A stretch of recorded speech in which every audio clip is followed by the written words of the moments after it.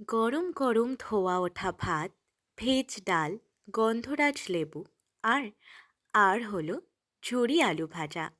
আজকে বাড়িতেই বানিয়ে ফেলেছিলাম ঝুরি আলু ভাজা। খুবই টেস্টি খেতে আর খুবই কম সময়ে এই রেসিপিটি কিন্তু খুব সহজেই হয়ে যায়। তাহলে চলো শুরু করে যাক। কিছুই নয়, প্রথমে আলুগুলোকে ভালো করে ধুয়ে নিতে হবে। তারপর ভালো করে একদম ঝুরি ঝুরি করে কেটে নিলাম।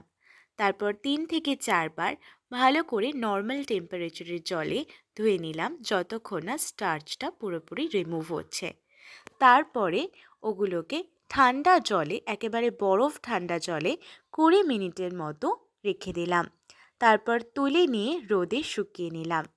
এরপর তেলের মধ্যে বাদাম, শুকনো লঙ্কা আর কারি পাতা ভেজে নিয়ে আলুগুলোকে দিয়ে দিলাম। ভাজা হয়ে গেলে সমস্ত রকমের ভাজাগুলোকে একসাথে মিশিয়ে নিলাম আর দিয়ে দিলাম একটু নুন আর গোলমরিচ। আপনারা চাইলে এই পর্যায়ে একটু চাট মশলাও দিতে পারেন। তারপর ভালো করে মিশিয়ে হয়ে গেল রেডি ঝুরি আলু ভাজা। খুবই সুন্দর খেতে। আপনারা চাইলে অবশ্যই ট্রাই করবেন বাড়িতে।